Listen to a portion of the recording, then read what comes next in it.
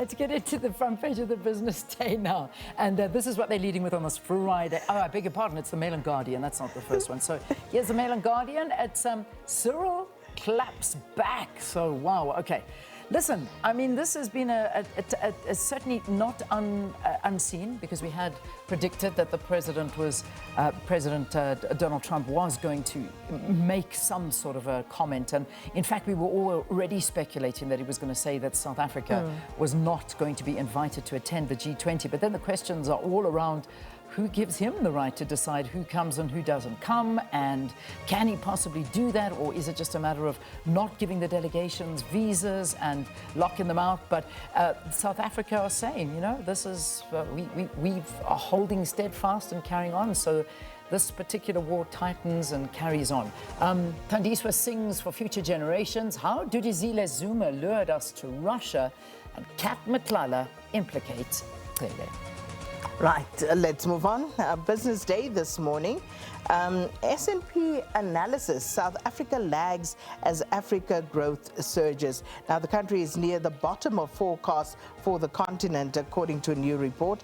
South Africa is in danger of being left behind by faster growing African peers, a new S&P Global Ratings report says, as the country's weak growth and entrenched structural problems leave it vulnerable. That picture, chair of the Parliamentary Ad Hoc Committee, Soviet Lekhanyane, yesterday at the committee inquiry into alleged corruption and political interference in the criminal justice system. The inquiry was said to probe political interference, leadership failures, and internal dysfunction in the police. So, yeah, this was him, I think, after some of the answers, like, yeah, and also some of the fighting between the MPs and Kat. Yeah. He tries so hard. He really does. I mean, he's been brilliant. He's been absolutely amazing. Brilliant. As he's the right person with the right temperament, for this particular ad hoc committee. And then Soho Sun ramps up online push despite betting squeeze.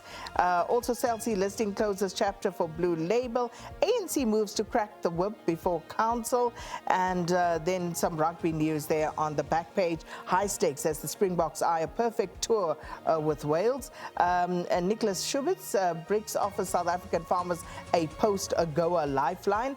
And showdown, Mantashe fights dismissal of Zondo review. All right, let's go to the next one, which of course is the Daily Dispatch. Health forced to cough up.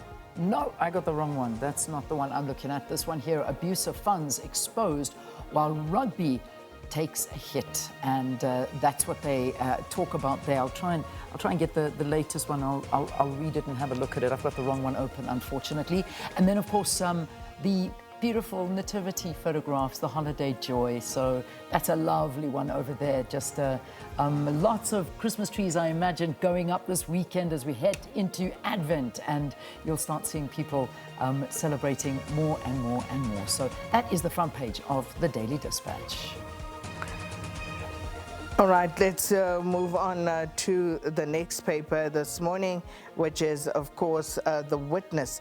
And they lead with Matlala Cele is an extortionist. And that revelation, of course, made yesterday during day 2 of his testimony. Former Police Minister Peggy Cele asked me to pay him after he helped me with the police. I was paying for my problem to go away. And then SA slams US ban from 2026 G20 summit. Also in the paper today, social fathers play a vital role. Rassi shakes things up again, and also obituaries that they go into, and 2 inmates flee French jail using bed sheets. So those are some of the stories The Witness delves into. All right, the Argus coming through here this morning, saying probe into abuse after boy forced to drink beer. Children taken into state care. And the photograph there is a picture of a farm worker heading to work in the Philippi horticultural area. So that's captioned heavy load, baby on back, and everything else being balanced on head. Najwa Peterson considered for parole after 19 years for Talib's murder. Has it been 19 years already? Look at that. So Najwa Dirk, known as Najwa Peterson, has been considered for parole after 19 years behind bars for the murder of Cape Town music icon husband Tilly Peterson. This was an announcement made by the Correctional Services Department yesterday. And yeah, that's it, I think, on the front page. And then just the final one, tensions rise over ANC's motion of no confidence against Windy. All right. And let's take a look at some of the others.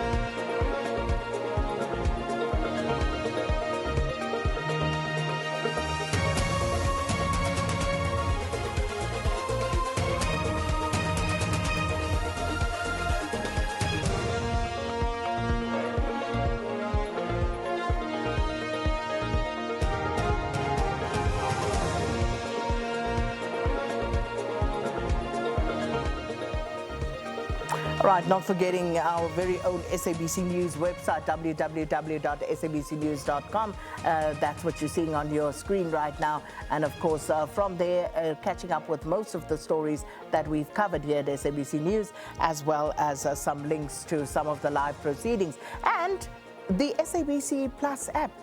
Guys, if you don't have the SABC Plus app, I don't know. At this point, I don't know anymore, because all of this is what you have access to.